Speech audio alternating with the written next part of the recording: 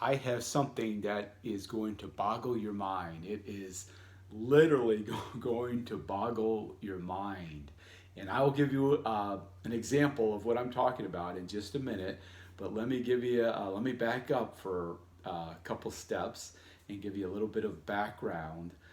This is regarding mental acuity, building up your brain, building up your cognitive ability, making it more flexible, making it stronger, preventing decline in cognitive function is what I have been able to use this for.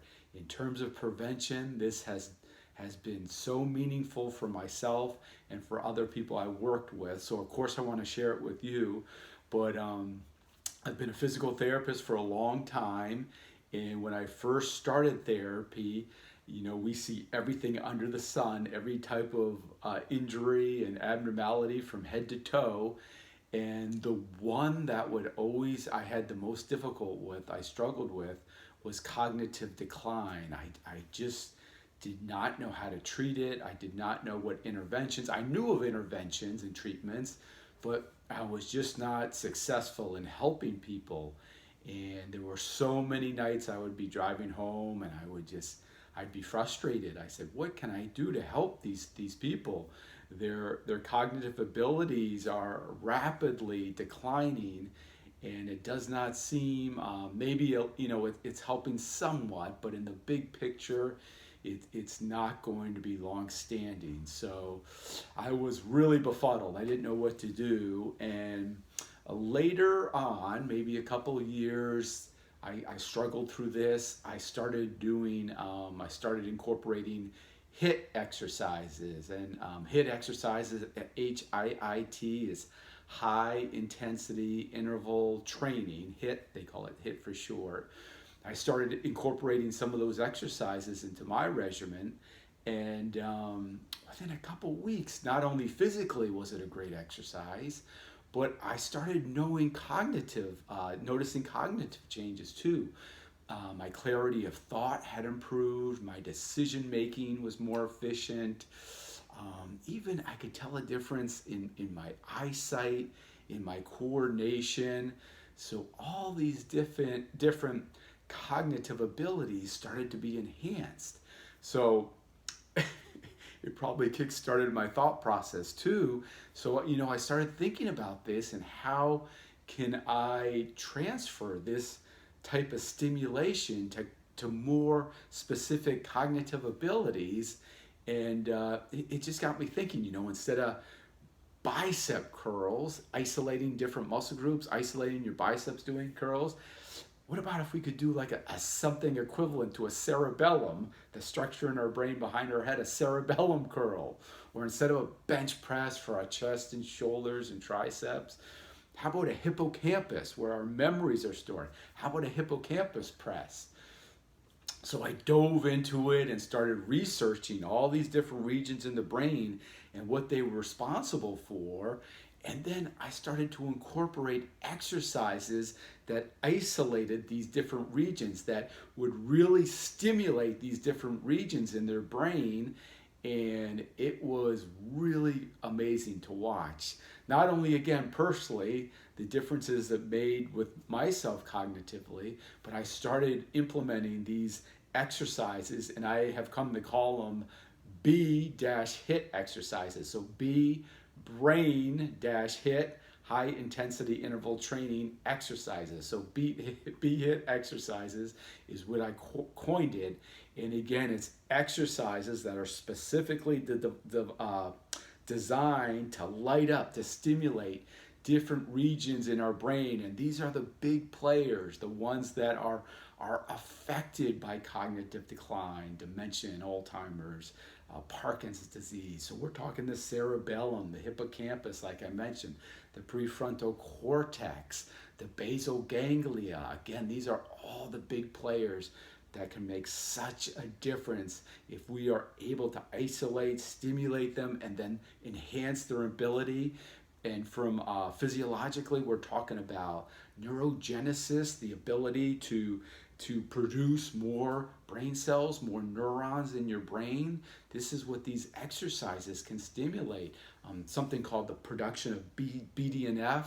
It's a molecule derived from a protein that is produced in our brain that also enhances the ability of our connections, our synapses in our brain. It can actually cause more wiring in our brain. And of course, circulation in terms of volume in our brain. We increase the volume in our brain through these types of exercises. So there is a myriad of benefits to doing these exercises. And it's really interesting, though. It's like an experiment you can do on yourself.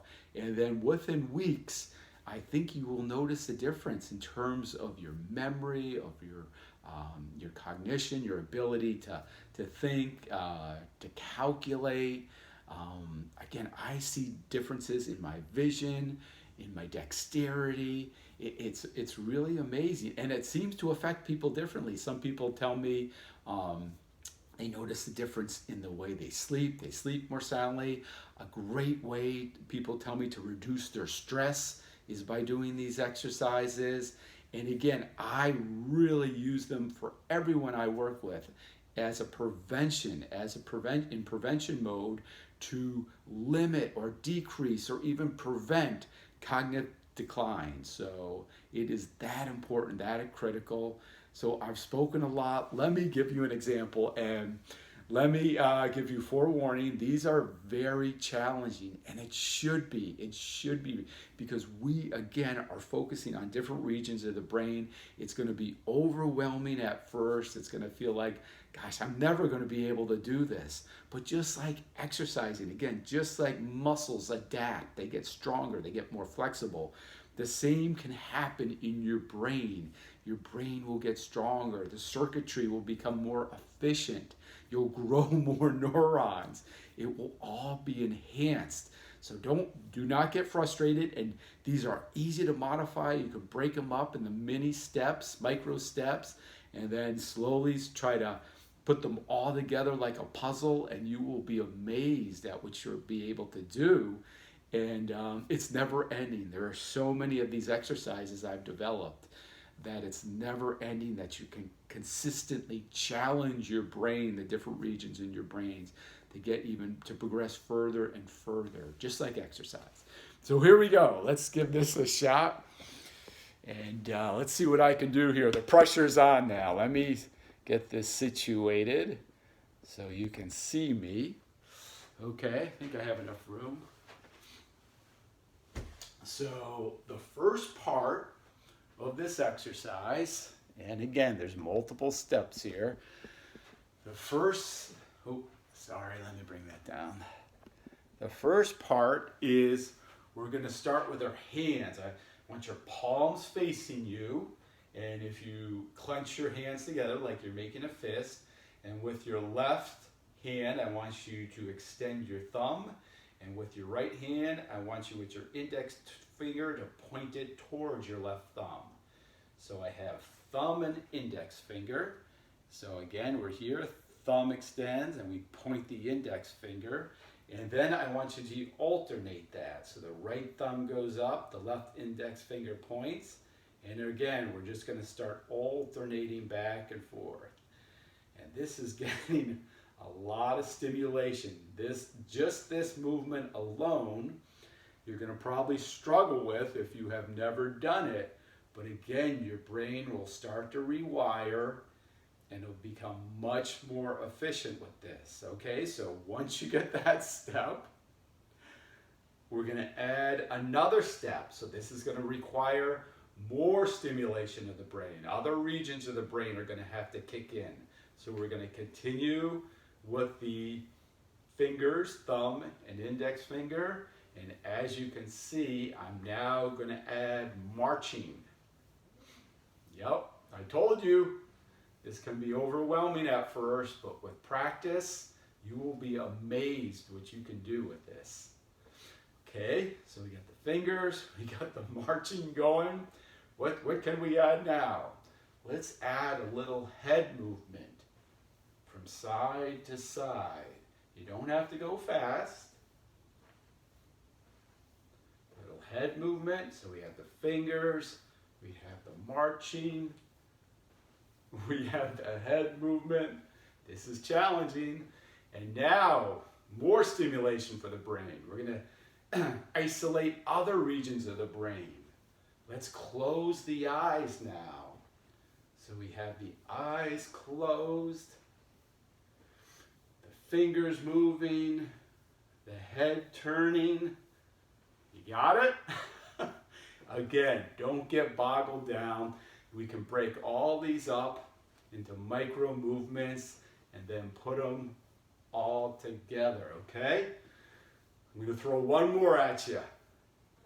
Now, we're going to include some deep breathing by counting by sevens. I want you to count by sevens, and I want you to say it with a very strong voice, very strong inflection. We're going to count by sevens. So we got the fingers, we got the marching, the head movement, the eyes closed.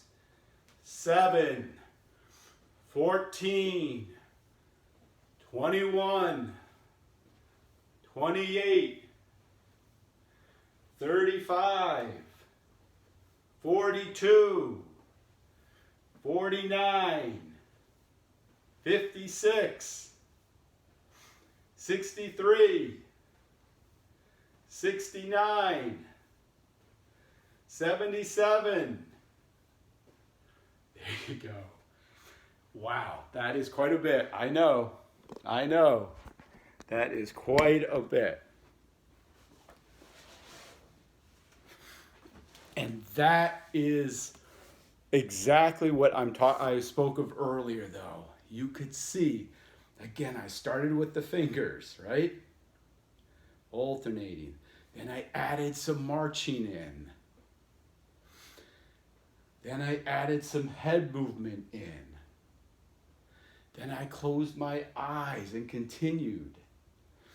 And then I incorporated deep breathing by increasing. I was very boisterous as I pronounced the numbers, but I had to think about the sequence of the numbers too. 7, 14, 20. I probably had one wrong in there somewhere, but I tried to count by sevens. Again, all these different areas of the mind, it all has to be done simultaneously, so it's overwhelming. Just like, again, I always like to go back to strengthening. If we're doing an exercise, resistance, we have to challenge the body, the muscle, and the muscle responds. The same thing we can do with different regions of our brain.